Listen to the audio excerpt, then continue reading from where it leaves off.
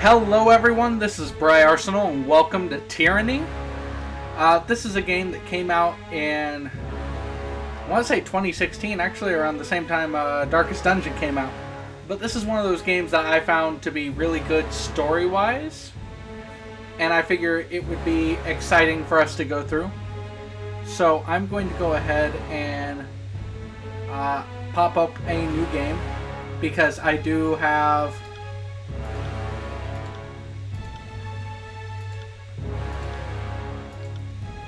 a few old games, because I have, of course, played the game, but I figure I'll play it for a run on the channel. I think it's one of those underappreciated games. I don't expect it to get a lot of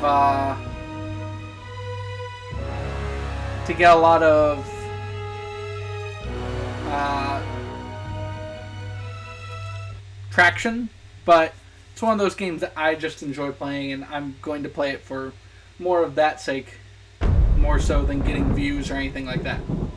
So I hope you guys enjoy. For over 400 years, the armies of Kyros the Overlord have swept across the known world.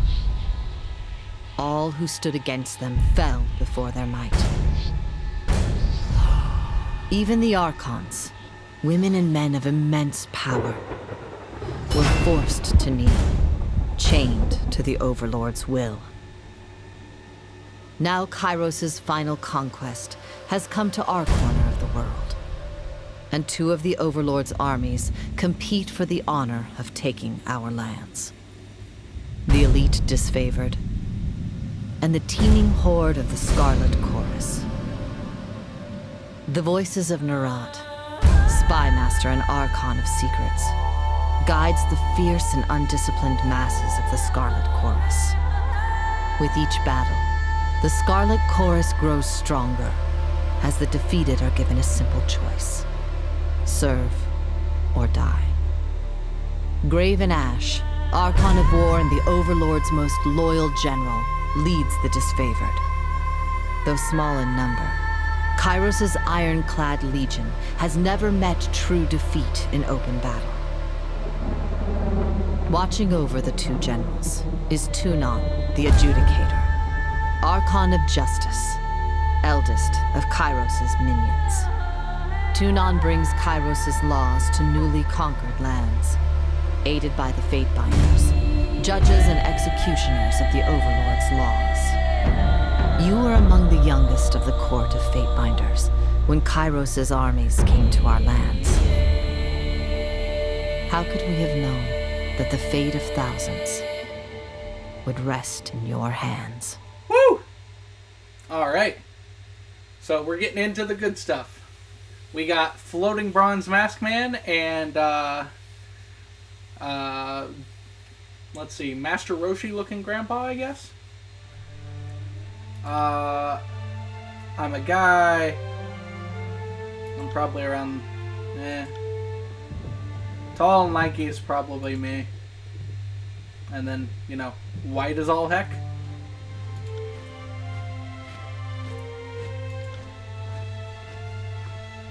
Okay. The important art of character creation. Moving cautiously.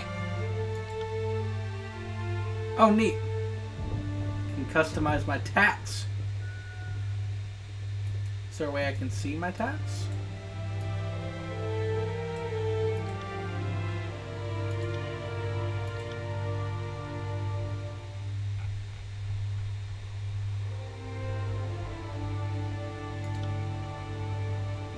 Oh, it's cool. Okay. Primary color is blue. I like blue. Secondary color. What's green look like? Green don't look bad. Maybe. What about purple? What about dark purple? Green stands out. So we're gonna go with green. And then portrait. Yep, that looks good. There's like 100 to choose from, but the portrait's not that important. Alright, how did I join? we will be a diplomat. If you guys have seen any of my other series, I love to play diplomat characters and get involved with the world lore and get to see that sort of things.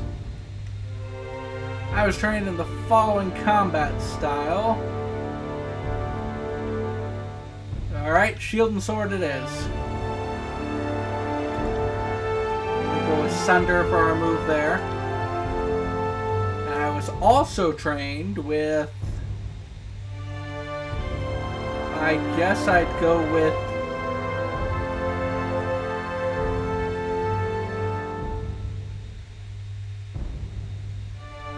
dual wielding. Because why not? We'll go with Slice.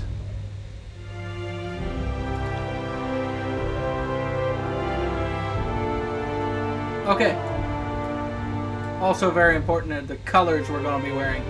Now since we went dark blue for the tats, we'll go...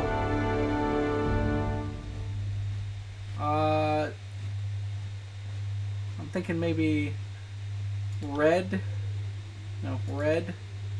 And then like light blue. That doesn't look bad. I don't think that looks bad. Some of you out there who might be a bit more artistically inclined are probably very much cringing at my artworthiness right now.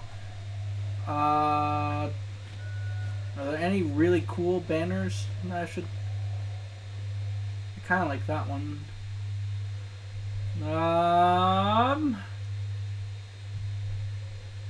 Anything that just stands... I mean, meh. Because those are all the symbols of the people. Why don't we just go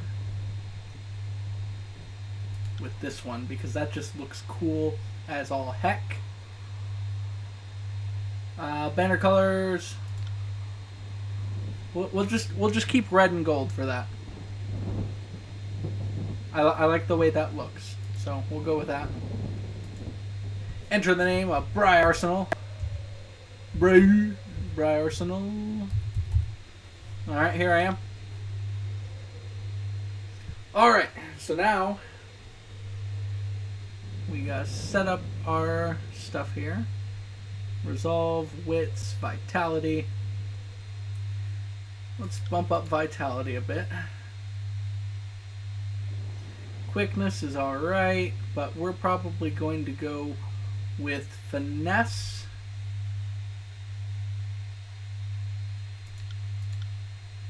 And might. Is there anything we want to take points out of? Nah, I think we're good. Yeah, that'll work. Alright, so now we can put points into our skills. Honestly speaking, I'm fine with the skills that we kind of got going right now, but our support skills are useful all over the place. We're going to put a lot of points into lore, because having lore points is incredibly helpful.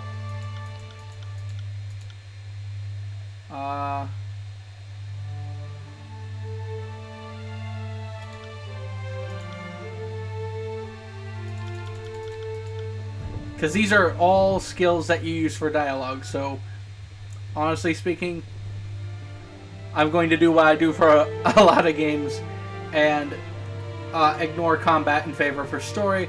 We're going to go with Conquest, because I found this to be really interesting the first time that we going through here. All the world has fallen to Kyros, and now the Overlord's eye is on the Tiers, our home.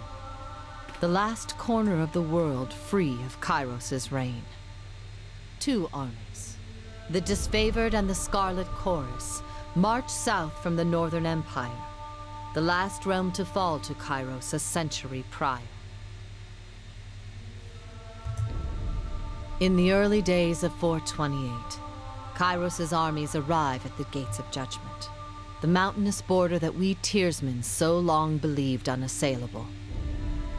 Unable to agree on a unified plan of defense, The various leaders of the tiers sit and wait for each other to deal with the conquerors. Until it's too late. Alright, this is where we get involved. We get to make decisions and decide our character's actions during our invasion of the tiers, shaping the world through blah blah blah. Each choice makes effects on the character and how the factions and how random NPCs respond to us. Our decisions matter. Choose wisely. We probably won't. And if you all know me, I'm probably going to choose pretty wrong. But this is a game where it's difficult to be good.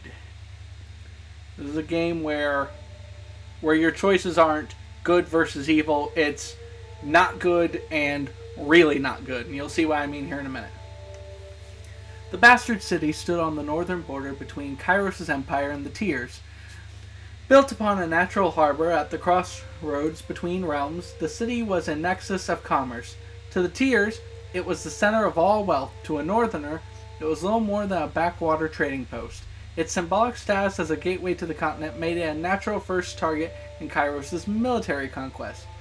Circumstances were ideal for you to prove your worth as a soldier in Kyros' armies. Taking this city would send a message to the rest of the Tiers. Kyros' will is insurmountable. Alright, so we can either... We're gonna pick Gates of Judgment. This is simply the armies of Kyros took to the battle at the Gates of Judgment, trumpeting the opening call of the conquest of the Tiers.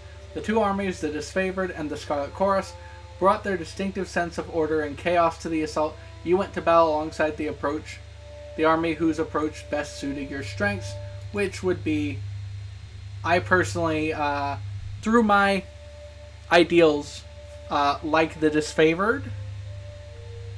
Generally speaking, there are a few things that I agree with the Scarlet Chorus on, but the Disfavored tend to be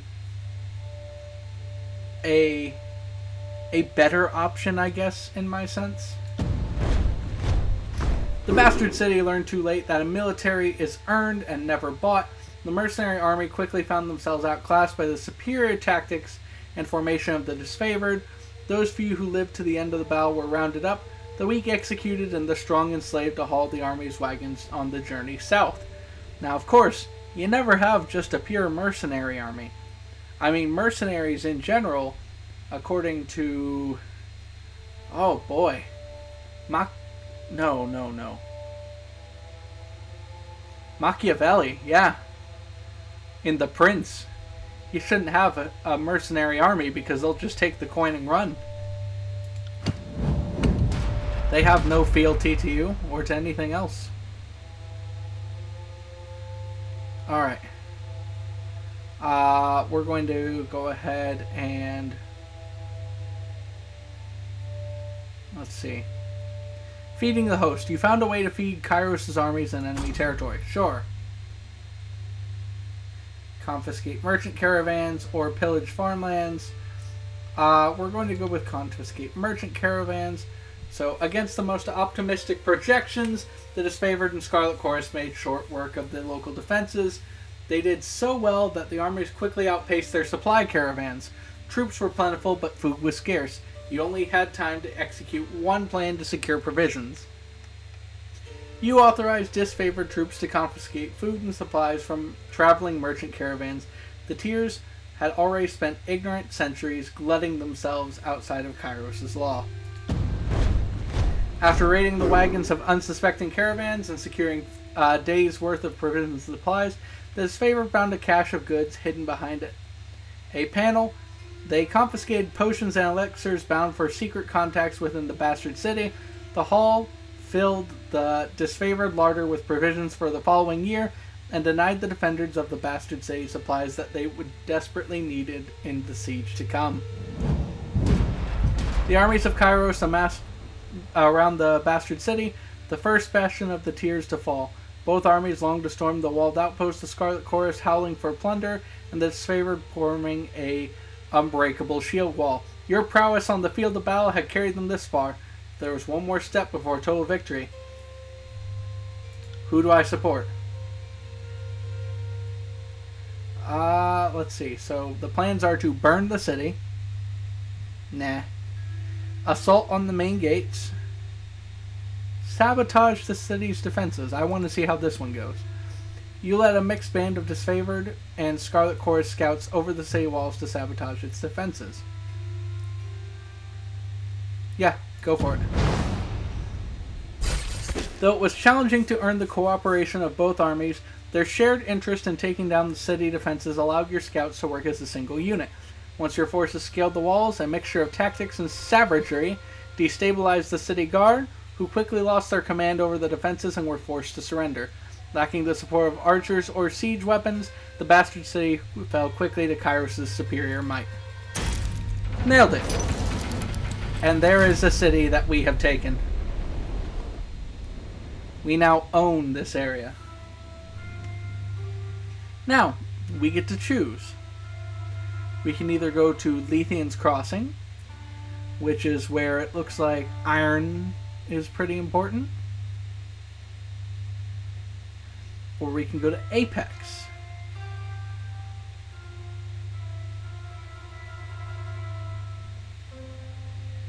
The troops of the Mountain Realm Apex stood idle in the safety of their valley, biding their time as their neighbors in the Bastard tier fell. In the second year of the war, a joint force of the disfavoring Scarlet Chorus crossed over the mountains to take control of the tier's central valley. Or we go to Lethean's Crossing, which seems to be important. I think we will go to Lethean's Crossing. So let's go in that direction. Iron is very important when waging war, obviously. As a practiced military tactician, I know all about it. So much, because iron makes weapons, probably armor. The things that also make weapons and armor. Yeah, very important stuff. Years ago, Lethean the Bold founded a small merchant town at the intersection of ancient old walls. A pact between the settlers and a mercenary company meant that caravans were able to travel without fear of bandits or bane. And the town thrived in modest insignificance, which means I probably should have went to the other one because it might have been more significant. Lethean's Crossing drew Kyros' attention for the iron deposits in the surrounding hills. With the region under Kyros' control, the northern smith mages could set up workshops to refine ore and arm the disfavored with the finest weapons in the known world. The Archon of Secrets dismantled the mercenary support with a generous bribe, taking the crossing in a bloodless victory. Tunon dispatched you to travel alongside Kyros' forces and bring order to the region, which we are all here for.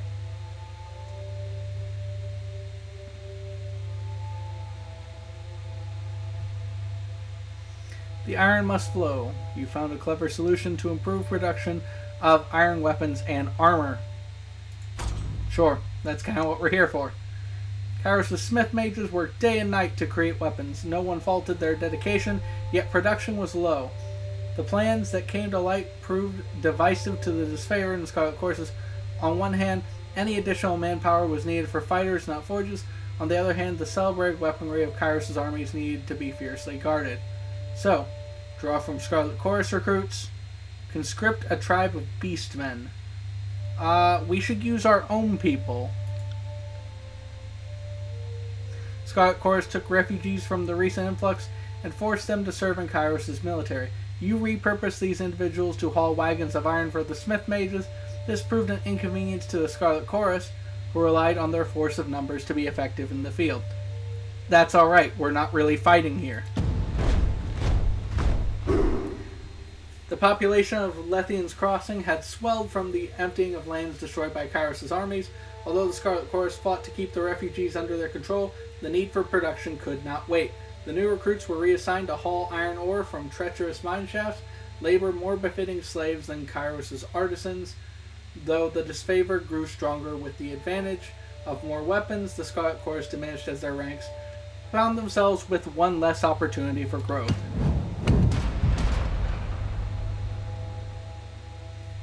Pick of the army, a guardian's due. Okay. As the forges improved production, both armies demanded preferential treatment. Since you aided the production of weapons, commanders of both armies lobbied for additional arms They offered all manner of bribes to be next in line for a fitting session with the masters of the forge. How did you sate the lust for iron? I remained neutral. Which means, hey, absolutely nothing. Who controlled the crossing? Tragedy struck when a mercenary hired by the voices of Narat injured a forge-bound artisan, leaving him unable to practice his craft. Tunon ordered the mercenaries to leave the city in the hands of Kyros' more responsible servants. Only a token garrison could be left behind while the armies returned to the front. As the disfavored and Scarlet Chorus showed increasing tension and hostility toward each other, Tunon decreed it best that only one force controlled the crossing. Okay. I tend to choose the disfavored. The disfavored placed a modest garrison in the settlement of Lethian's Crossing. Though the force was larger than might be needed to police the small settlement, protecting the forge-bound ironsmiths became the true agenda of the defense force, as these magical craftsmen kept the disfavored invasion force suited in iron.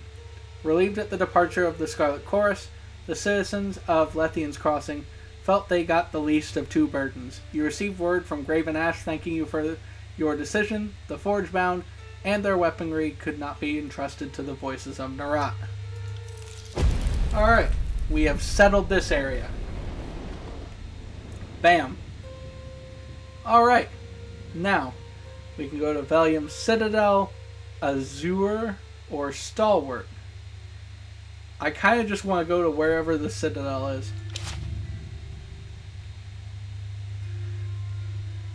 But what else is here?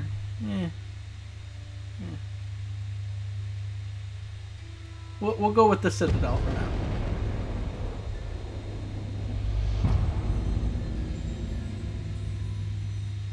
Year 3 of the conquest, everybody. Time sure does fly. The Valium Citadel was an archive and library of massive scale. Its inhabitants were known as the School of Ink and Quill, a circle of mages that, centuries ago, carved out their own mountainous refuge on lands unsettled by the other major realms. Legends said that the Citadel housed a treasure trove of arcane knowledge. The Overlord's spies infiltrated the school and confirmed as much. The time was ripe to send a detachment to the great library fortress and force the scholars to yield to Kyros. So, chain of command, Song of Ensnarement. Siren, Archon of Song, used her power to enthrall enemy mages who crept beyond the Citadel's walls. After Kyros' forces rounded up the arcane practitioners, the disfavored began executing the new captives before they could share dangerous knowledge, a crime under Kyros' law with the Scarlet Chorus. Wait, what?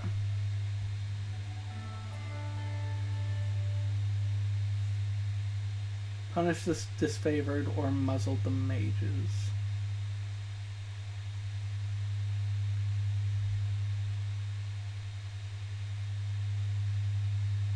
The disfavored began executing the new captives before they could share dangerous knowledge. Sharing dangerous knowledge being a crime under Kyros' law. With the Scarlet Chorus.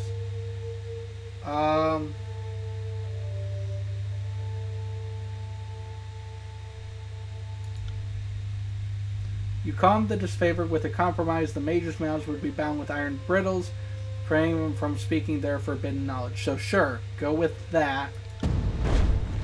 I don't want to punish the group that I'm going to probably side with. As the disfavored fitted the sages with their restraining masks, the Scarlet Chorus openly criticized the suppression of enemy intelligence. You gave the soldiers a stern lesson on Kyros' laws and the sensitive treatment of forbidden knowledge, but that didn't stop the whispering and rumors that the conquest was being mismanaged.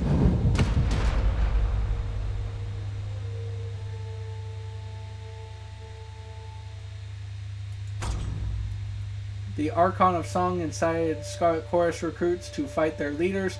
Bosses were killed and supplanted left and right. The disfavored demanded an end for the practice for the good of the conquest. And what's the other thing here? A group of enemy mages surrendered to the disfavored, claiming to be spies loyal to the voices of Narat. No one in the army could verify the claim. The disfavored ready to interrogate the mages, but the Scarlet Chorus protested, demanding the prisoners be given to their custody. They couldn't risk the voices of Narat's secrets falling into the wrong hands. Go ahead and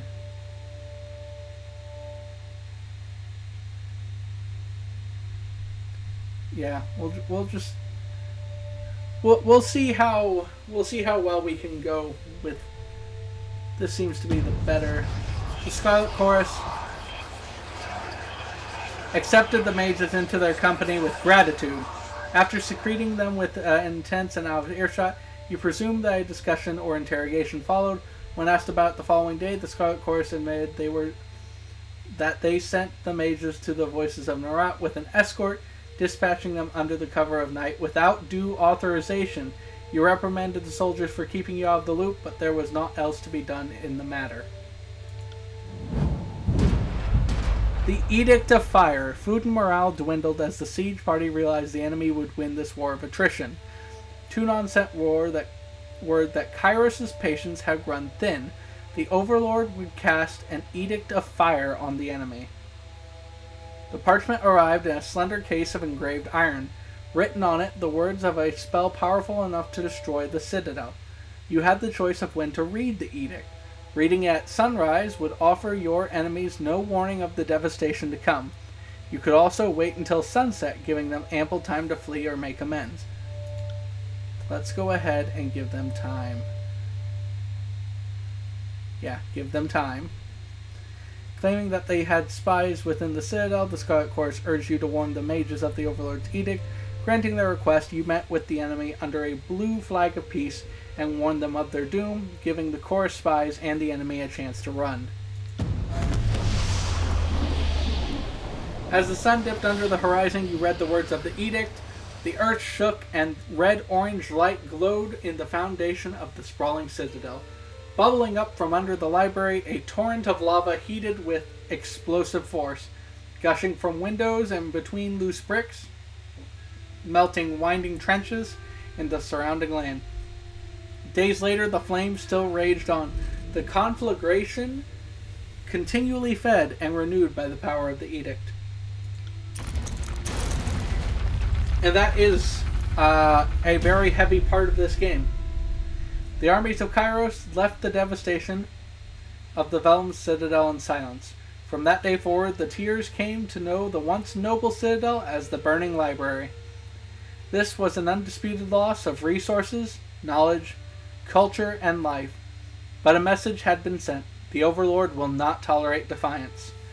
You didn't have long to rest before Tunon called you into service once more. You were one of the last to depart from the mountains, and as you journeyed off, you spotted a few campfires in the mountains. They were mere specks, dwarfed by the inferno, the last gasps of survivors, or perhaps looters from Kyros' armies, bored and daring enough to pick through the ashes.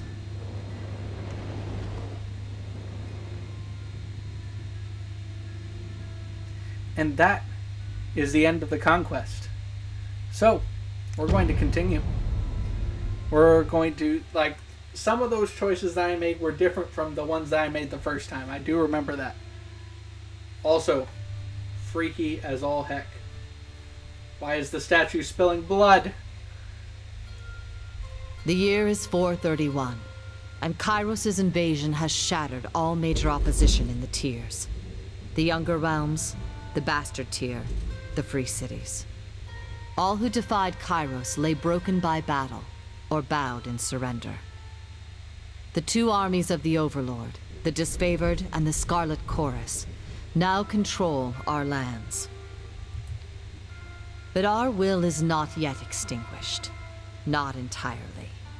In the Valley of Vendrian's Well, those of us unwilling to bow to Kyros have banded together in defiance. Violating an oath of surrender from 2 years prior, we have staged a bloody uprising, murdering the Disfavored and Scarlet Chorus garrison in a midnight assault. With their main forces spread across the tiers, the Disfavored and Scarlet Chorus redeploy to Vendrian's Well to crush the resistance. but months pass with no definitive battle. As disagreement and discord paralyze the Archons, we bide our time and wait for our message of insurrection to spread across the tiers. The Overlord is not amused, and Kyros has one message for the Archons: crush the Oathbreakers or die. Kyros backs this threat with an edict, a magical commandment that can slay all in the valley should the order be ignored. The honor of proclaiming this edict fell to you. Sent across the mountains to Vendrian's Well, you carry the Overlord's edict to read before the Archons. As you finally make your way through the winding mountain passes into the valley, the ground trembles, and Kyros' magic seals the way behind you. You are trapped in Vendrian's Well, with Kyros' armies and the Oathbreakers. The only way to survive is to fulfill the terms of the Overlord's edict, in any way that you can. Excellent. I will do so. Oh man. Still don't like that. Fatebinder, we've been expecting you. And you expected that as well? Yes, no? Alright, I'll come talk to you. What's up? Kyros the Overlord be praised! When I heard the avalanche, I feared the valley was sealed with you on the other side. The disfavored warrior claps her gauntlet to her breastplate, the traditional salute of her legion. The commander wouldn't say why the governor of Lethian's Crossing would be coming, but since we have no forges here, I imagine you're here to knock some sense into the voices of Narat. I mean, mediate with the Archons so that we might agree on a plan to wipe out these Oathbreakers. Alright. Can you hear that hum in the air? That glow around the rocks? The avalanche is Kyros' magic. The Overlord has sealed the valley. Your senses are more keen than mine, good Fatebinder. I do not pretend to know much about such things. But if that was Kyros' magic, and you're here on important business, well, you don't have to be the Archon of Secrets to guess that you're here to proclaim an edict. What does Kyros have in store for the enemy? 10 years of festering plague? An edict of twisted bones? I am in a hurry to deliver a message to the Archons. Well, you've traveled a long way. I won't keep you further. I'm sure the Archons will want to hear from you at... Her voice falls silent, her attention snapping eastward with awe. Did you hear that? Alright. More runners. Third time this week. The Oathbreakers keep trying to send messengers through the mountains to gather help from outside the valley. But they're a bit too late for that now. Come, let's show these Oathbreakers a good fight. Very well. Ah, it's one guy. Will do.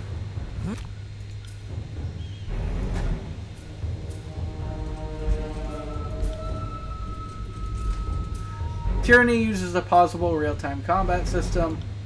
That's fine. You can use skills. We will use skills. Sorry, I can't. We're going to whack him real good. Will do. And we're going to use that. Right.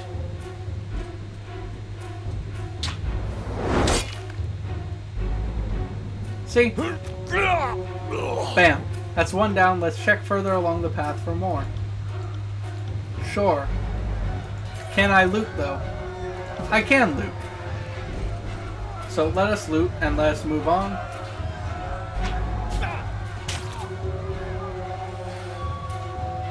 We should be vigilant and deal with the remaining Oathbreakers in the pass. Let's see. This seems like a suicide mission. What did the guard hope to accomplish? From what we've learned from the other prisoners, the runners are instructed to escape the valley and drum up support for the Oathbreakers' cause somewhere else in the tiers. I don't know who they think will listen to their pleas. We've smashed every army, fortress, and self-proclaimed ruler these low-born tiersmen have to offer. Perhaps they think that wild beasts will rally to their side. I mean, maybe, but is that very likely? Give me 1 second, guys. screen went a little bit darker here. I think it's because... Yep, there we go. Fixed it. Disfavored victory has soaked the tears with fear. I doubt anyone will run to their hopeless cause. We gained favor for that. My thoughts exactly. They lost this war years ago. This is a little more than the last gasp of a dying people. Alright. We can either squeeze through the gap, or we can move the boulder. Move the boulder. Are you lost? Okay, cool. So we're just going to head over this way and help fight.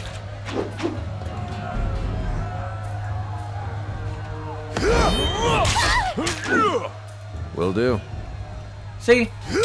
We're just going to beat them up. We'll beat them up with a good old stabbing attack. Right. Now we can each gang up on this guy. But he's got armor. So we gotta keep hitting him with the combo moves.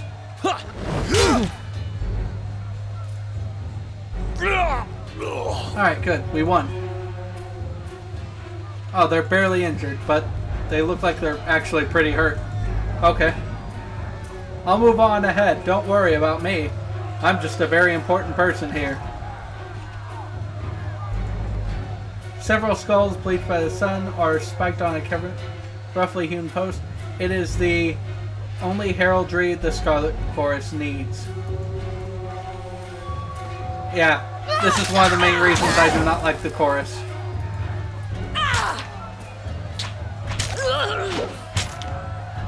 Try and catch me, worm. A young Scarlet Fury weaves around the Vendrian Guard attackers, avoiding their weapons with fluid grace. She nods to acknowledge you. This one's crazy. Too much lead in her water. Wish Kyros doesn't turn back. Fatebinder. You're here at last. Care to join me in putting these cowards out of their misery? Sure. It's a battle!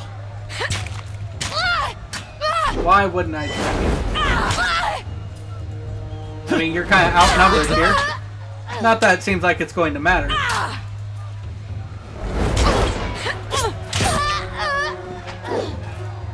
Yeah, doesn't seem to matter at all. These guys are weak. Alright, easy peasy. Phew. I can tell you didn't spend the conquest in a diplomat's tent. Thanks, appreciate that. I'm versed, by the way. But there are more important things to take care of than introductions. Those Vendrian Guard we killed didn't come alone. Alright.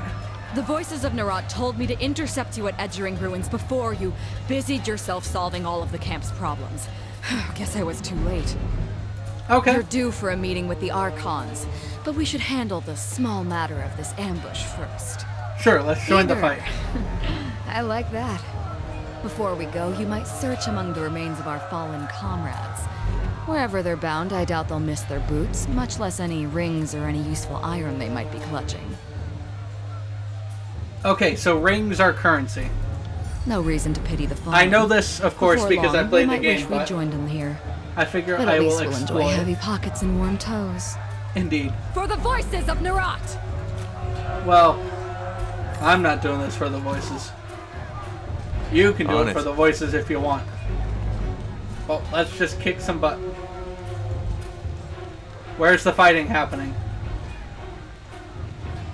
Okay, I guess it's right here. Eyes forward, no looking back. The Vendrian Guard warrior roars with his falx held high. His words largely lost over the din of combat. Stand aside or your funeral will be over the side of the bluff. Seeing you squarely in his path, the soldier points his weapon in your way. I applaud your bravery, but I implore you to end this foolishness and lay down your arms. Not a chance. If I surrender, I'm as good as dead.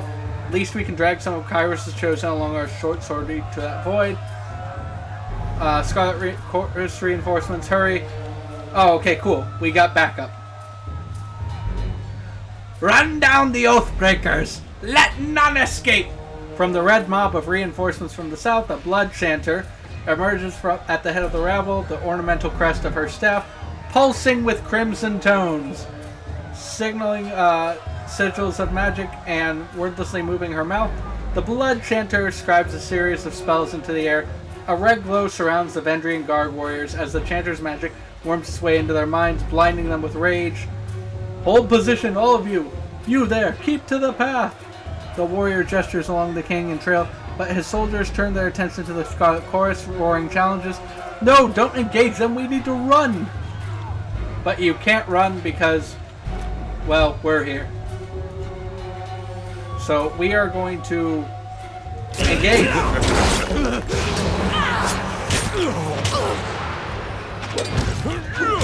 And we are going to engage these spearmen because I have a feeling that my sword is going to work better against them than it is against the very angry man over here.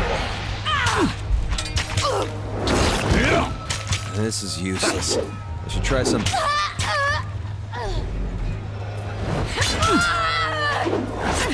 Another sword? Fine. On it. Alright, there we go.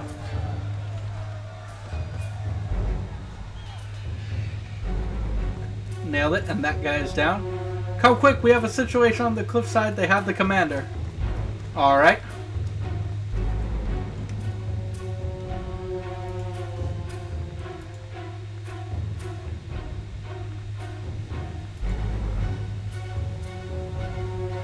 Okay.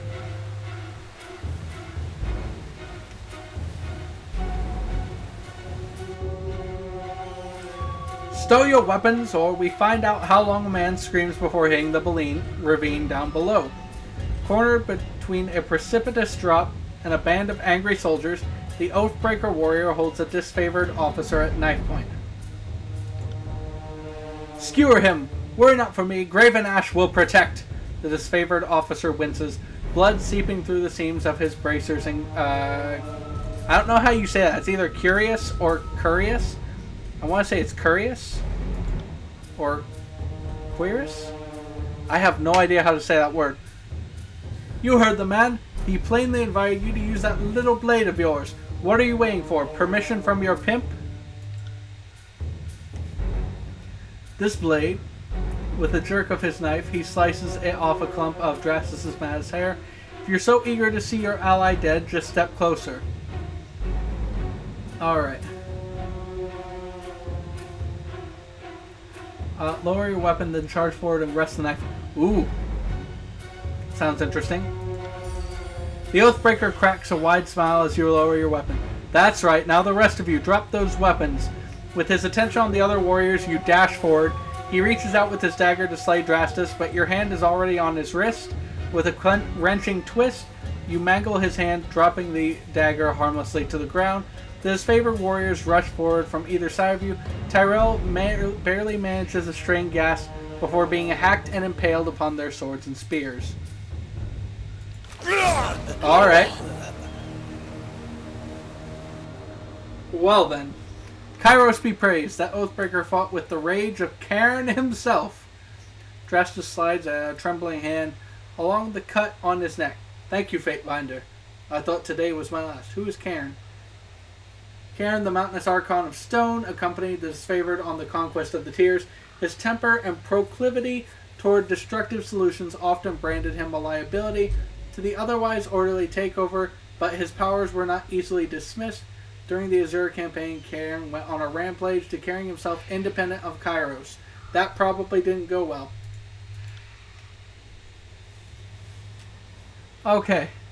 From the looks of it, guess they thought if they swarmed the pass, maybe one might make it out. We found a few scraps of parchment on the bodies. Drastus holds out a handful of crumpled parchments for your inspection. A student of letters such as yourself should be able to make sense of this. Examine the parchment. Repeating the same messages in different written scripts, the parchments explain Vendrian Guard's desire to overthrow Kyros' Archons and rout their armies from the Tears. The pages aren't addressed to any specific reader, but rather openly invites all who remain loyal to the younger realms to gather at Vendrian's Well. Okay. recruitment material. The Archons are expecting you. When you're ready, leave by the gate to the southeast and follow the trails downslope for a few hours. You'll see the campfires leagues away. Can't miss it. Very well. Alright.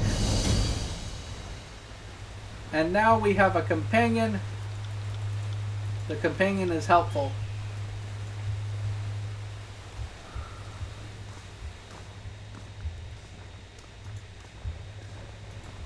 Well, the stars on the map mean that somebody's probably important. So I'm going to talk to probably important people. Fatebinder, Aurora salutes as you approve.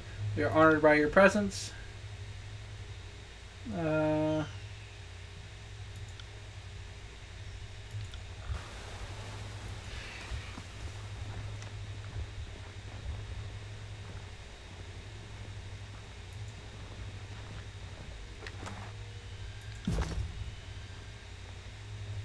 That's a merchant. These guys seem to be having a thing. The prisoner says his name's Tarkus Demos. Drastus lets out a long sigh, tapping the gauntleted finger to his temple. I don't think this is a complicated matter. He dies. His family's been a driving force in the Vendrian Guard. Killing him should demoralize whatever's left of the Tarkus clan. All must be given a chance to find absolution in service to the Scarlet Chorus. The mage points a finger at the disfavored officer. You know full well this has always been our way. He has a chance to be a slave or a soldier. Only then do we feed him to the pigs. We'd let you take prisoners, but you can't control them. You send these conscripts out on patrol, and they never return, defecting all over again. I can't let this nonsense strategy continue. Well, I insist this Oathbreaker be taken to the voices of Narat, leaving us at an impasse. Fortunately, we have a Fatebinder here to settle the matter for us. So what say you? What should become of this prisoner? I typically side with you guys, but I'm not for execution. Go ahead and recruit. This is the sort of nonsense that got us into the mess we're in now. If we keep showing these Mongols mercy, they'll just buy us time and time again. If it will calm your nerves, I assure you this one won't be put on the battlefield. The mage snaps her fingers loudly, gesturing for her gang to listen. Make sure the prisoner is taken straight to the voices of Narat. I won't keep you here any longer, Fatebinder. I know you have important business in the valley for the glory of Kyros. Yes, I do. I do have many important things, and I keep being bothered because you guys just really want to take up my time, huh? You're like, oh, I'm glad we have a Fatebinder here to settle all of our disputes, any that we have ever had.